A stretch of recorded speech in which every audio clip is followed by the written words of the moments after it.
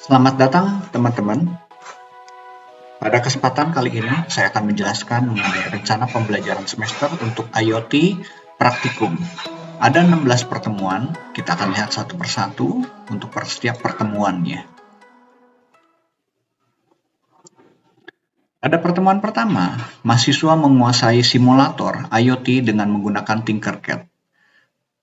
Mahasiswa diminta menyebutkan teknologi sistem tertanam yang ada di IoT. Kemudian nanti kita akan kuliah, ada pemaparan materi, kemudian ada praktikum, dan kemudian kita akan diskusi.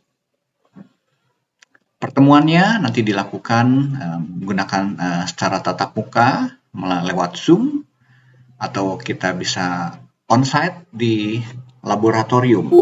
Setelah itu, mahasiswa mengerjakan praktikumnya secara mandiri. Pada pertemuan kedua, mahasiswa merancang Hello LED, di mana yang dinilai adalah ketepatan identifikasi arsitektur IoT, kemudian ketepatan menyebutkan implementasi IoT. Bentuk kuliahnya nanti ada ceramah, ada praktikum, juga diskusi. Teman-teman nanti akan membuat videonya, ya, video praktikumnya. Sebelumnya nanti akan disampaikan kuliah arsitektur daripada IoT, juga teman-teman nanti akan melihat contoh daripada IoT. Setelah itu praktikum akan dilakukan oleh teman-teman, ya, kira-kira 50 menit, dan kemudian akan dipresentasikan atau didiskusikan selama 30 menit. Bentuk pembelajarannya menggunakan case method atau case method learning. Pada pertemuan ketiga, mahasiswa merancang traffic light.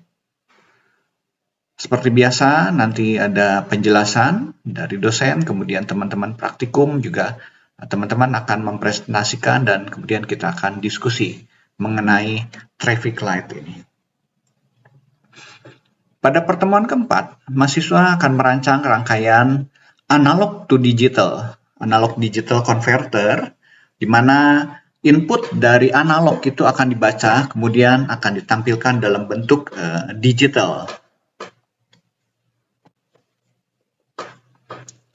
Pada pertemuan kelima, mahasiswa akan merancang rangkaian dengan sensor cahaya.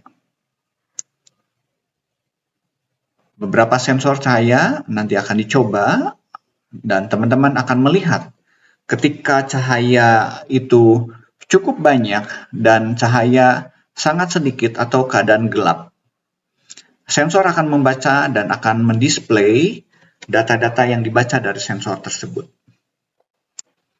Nah, pada pertemuan ke-6, mahasiswa merancang rangkaian sensor suhu dan kelembaban.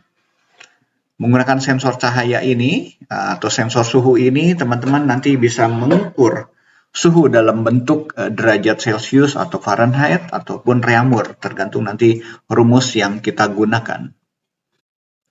Pada pertemuan 7 nanti ada ujian tengah semester, evaluasi untuk pembelajaran sampai dengan setengah semester. Pada pertemuan ke-8, mahasiswa akan merancang sensor dengan deteksi objek. Ada objek yang bergerak sehingga terdeteksi oleh objek tersebut, dan sensor akan membaca datanya dan akan dikirim ke microcontroller Arduino. Pada pertemuan 9, mahasiswa nanti akan merancang dengan sensor keypad. Ini sebagai input atau mirip seperti keyboard, namun bentuknya lebih sederhana. Nah, bagaimana nanti mahasiswa membaca input yang ada di keyboard tersebut, kemudian nanti ditampilkan dalam bentuk tampilan dalam bentuk display. Nah, pertemuan 10, mahasiswa akan merancang rangkaian aktuator dan buzzer, ya. Buzzer ini berupa input, berupa output aktuator. Misalnya kita membaca dari suhu, ya. Kalau suhu tertentu akan membunyikan sebuah alarm atau buzzer, gitu kan.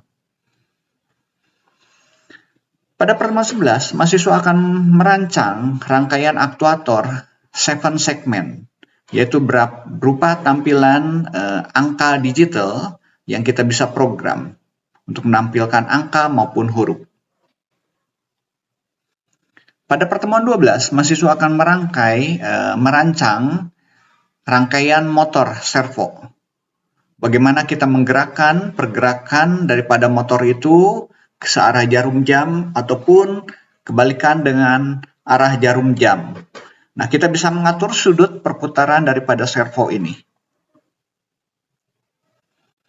Pada pertemuan 13, mahasiswa akan merancang rangkaian relay dan relay ini digunakan untuk membangkitkan atau mirip seperti switch, ya, switch atau saklar untuk menyalakan atau mematikan arus yang lebih besar. Pada pertemuan 14 nanti ada ujian akhir semester. Teman-teman nanti akan mengerjakan sebuah tugas praktikum untuk menguji kemampuan programming menggunakan microcontroller Arduino ini. Demikian penjelasan daripada RPS praktikum. Terima kasih.